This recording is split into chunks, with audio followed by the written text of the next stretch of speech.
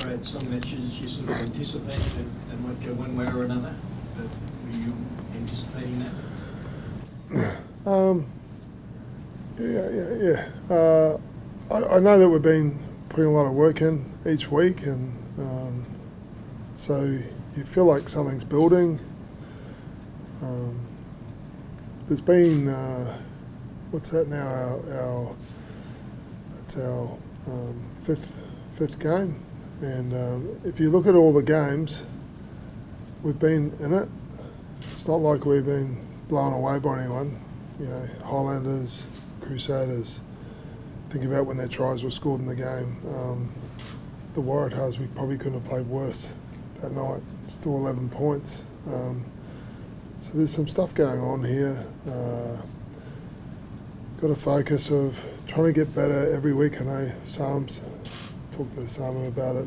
Just constantly positively trying to get better every week in all our different areas of rugby, you know.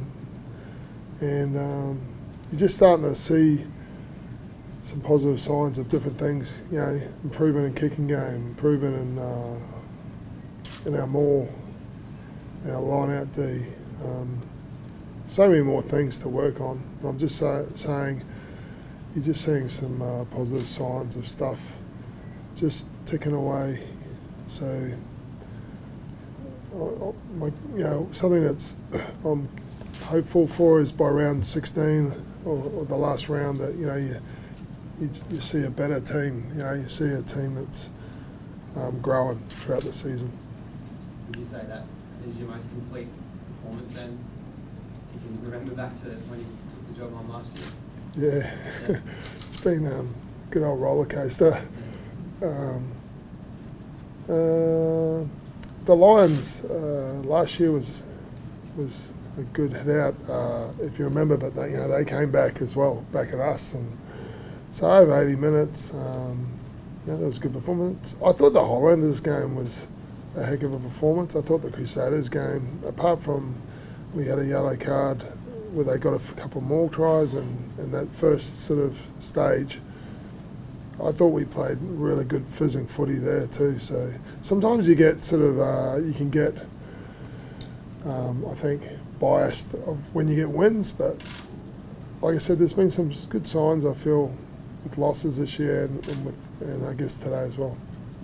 The scrum battle was a big one, I guess, this week, and they were pretty keen to stay on top of that, but you must be happy with how that panned out. Yeah, I definitely, the Brumbies pride themselves on their set piece, and when you're playing them, you need that needs to be, you need to meet them and look for dominance there. And I guess as an ex-tight forward, the set piece is coming from, guys played most of my rugby at the Crusaders and just naturally have a love for the tight. It's something that I've really wanted us to grow in the last year and a bit. And like I said, that it's what I was saying before, you're starting to see little things start to come along there, and it was a good challenge today, and it was good. Yeah, good hit out. Some very precise things, I guess. One guy, Harry Hawkins, spearing through that rolling ball, and then almost the very next one pushing towards the sideline using the sideline. Like they're intelligent things, which haven't always been so obvious. It's probably a key word you brought up is, like last year when I finished my first Super Rugby season, I thought probably two things that stood out to me was consistency and smarts, was intelligence. It's the things that we needed to chip away at. Oh, and also our conditioning. You can see our conditioning. We've talked about that. That's Brinley Bad's done a really good job there. You try and build routine with this group. The demographic of the group.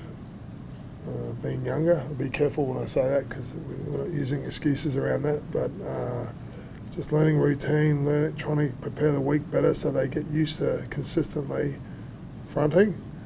But the big thing for me was smarts, intelligence, and I'm seeing a bit more intelligence around our kicking game. I'm seeing some intelligence, as you said, with the defensive maul, with our maul. in the past, if it sort of shared at all, it probably would have finished. But we're regathering, we're continuing, where guys are going in the right place. They've got the right bind, the right tightness, the right height. There's lots of little things, I guess, the coaches see, and hopefully you guys see, where there's just little improvements. Are we anywhere near the full thing yet? No, nowhere near it, but just good little things you're seeing across the board, and it's cool because you put so much work into it, and the guys are putting a lot of work in it, and for them, you want them to enjoy it and see that improvement and be enthused by it and continue having that improvement, helping them to want to strive to continue to get better and better and better. So yeah. So you've trained in that 30-degree heat for a couple of months. Did you see it pay off today? And did you say anything particularly out there when you just had to keep it going because the Brumbies might fade away? Yeah, I guess it's more of our conditioning.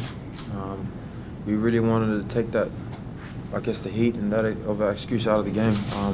For us, it's not about the actual heat. I just thought we wanted to take them to a place that they may have not been used to, especially how hard it gets here in Brisbane. Like you said, we've trained in it, so for us, we knew we could dominate in that area. We just wanted to work them off the park, and you saw that today, especially on the defensive side of things. We wanted to push that pace and tempo to see if they can execute under pressure, and with our chase, especially our kicking. So chase line, we just wanted to work hard in those aspects to see if they can take it there and if they can stay with us. So really proud of the boys' effort in that area and our work ethic area. So really happy. That win really tightens up the ladder now. Like there's one win in it now between all the Aussie sides. Do you think is that deserving, do you think, for how you played and where you are?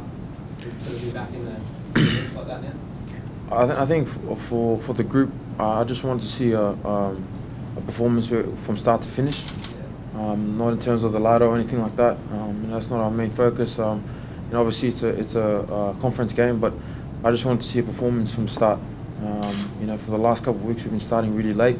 I think it was funny, we spoke about it, like maybe we were too fit that we thought we could save it in the bank, but we didn't want that today.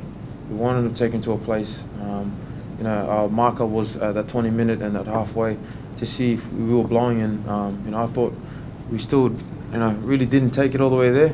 We still had some more in us, so that's the exciting bit. But that's the type of start that we need throughout each game. Win with the wins and that, we'll see.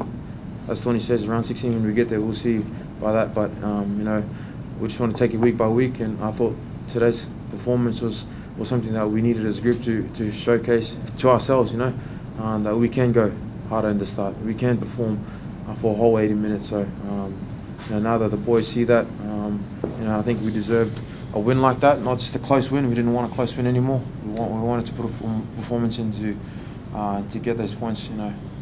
That's a pretty big point, I guess. They're probably putting a lot of effort over the last month, but to actually get the points on that ladder, and they're there now. Like, how much of a difference does that make? Yeah, huge difference. Like I said, like the Highlanders game, we played really well. Then you could walk away with 1 point. Everyone's, you played well, but Crusaders game, they deserve to win. I'm not saying there's points there, but to play how we did against the Waratahs was really gutting, to be honest, the amount of effort we put in. So to get some reward in the last 2 weeks, I think it's really good for the group. The group's worked really hard. Samu's led really well, and the coaching staff been put a lot of effort in. But in saying that, so does everyone else, don't they? It's 15, 16 other teams, so whatever it is, 14 other teams. So getting that win makes a big difference. It was good to see them go on with stuff. I agree with Samu. I felt like they had a bit of a taste of bringing intensity up from the very beginning, but I think there's a lot more they can go. I reckon we can, play at more speed. from the beginning. They're just trying to get. I can just sense them getting their heads around what they can do. So because they're finishing in pretty good shape, but I want to get them to the place where everything's been left out on the park, and they played at a hectic speed. But it's just a little journey. I felt like today was a step in the in the conditions and that. But I think there's still another 2, 3. We should be. You only sort of know that, you learn that from sort of, I guess, being experiencing, or so they're coming along. There's another conference game next Saturday night, fairly significant one again, where Murray obviously catch, move ahead people. How significant are these conference games? And I guess the Melbourne Rebels have started well, but perhaps you can bring them back to the field. Yeah, we'll see what happens, but we have 3 games. Today was the first one at home, and we want to represent. I felt like we represented really well with the Crusaders. I don't think anyone would have left disappointed. Obviously we lost that game, but it's a team that won 18 straight, and we went with them. Today, these next 2 games, these home games, we obviously want wins. Melbourne's the one that's right in front of us, and so we have to. I guess you enjoy what we've done today. You take some confidence out of it, but then you go into that routine of that week again. It's a 6-day turnaround, and it's just hard work, and we keep chipping away, and we keep looking to get better. We keep looking to improve, and we front up again on Saturday. What did you make of James and Taniela, their contest in the scrum? It was pretty sure they were on a different side to me first half, I think. Were they? It was a loose head. Taniela was tight head, yeah, first half. I think I found it hard to see what was going on. I'm sort of nosebleed up in the stadium there, but we were expecting that Queensland. I thought they would dominate more in the line-outs where you guys dominate, and I thought you would be the other way around in the scrum, that you would dominate there, and it just almost seemed like it was confused. It was sort of, I don't think it was like clear one team would go like this or the other team. There was a lot of sort of little things going down. It was sort of just, probably it was frustrating watching it, because it's a big area for us, and we know that that's a strong area for them, and so Last one, guys. What did you think of Theo, if you look back 3 or 4 months ago, to that guy who almost didn't get a contract, to a guy that could play 60 minutes straight in this heat? Just really proud of him. I know Samu, will say the same thing. Samu would know Theo pretty good, but very proud for him. I'm proud of him, and I'm proud for him. He's a guy we sat, me and Cameron Lillycrap noticed him in NRC. He was 140 something kilo, but there was an athlete in there. But did he want to do what it takes to see if we could get that athlete out? And we sat down at the table, and he said, "Do you want to do this?" Because we, Crapper sees something, and he's got a good. Cameron Lillycrap's, he's an ex-international or whatever, so loose head prop, and he said, "Yeah, I'll do it." And sometimes guys will say, "Yeah, I'll do it," but do they really know how dark it's going to be tough? But he did. He just he's a guy who's worked hard for the last 5, 6, 7 years.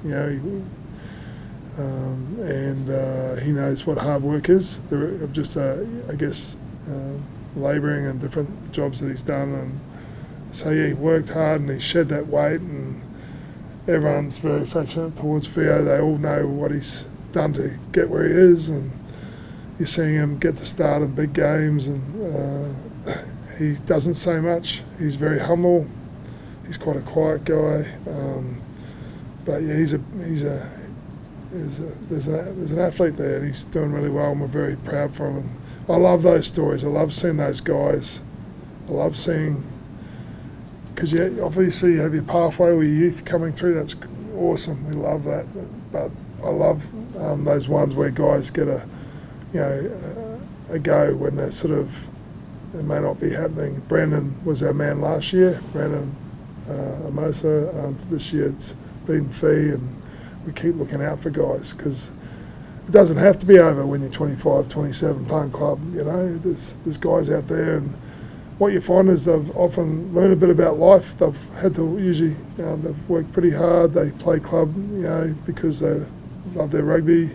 They're not getting paid or anything, and you can get some real strength from guys like Fee and different guys like that. So very good. Can that really help the rest of the group? Those naturally talented guys that probably don't work as hard when they see somebody who's had to work for everything come in? Yeah, it's big, especially for the young lads, because a lot of stuff can come from your schooling and to academies and to sort of, it's just this production of, and then you're there and it's just flowed. There's been no chance to, it's a harder thing to build character in that you haven't been knocked back yet, or haven't had to fight through stuff. So a guy like him has a big impact. He grounds the group, and like I said, they're very fond of him, and we're very pleased for him. Thanks, guys.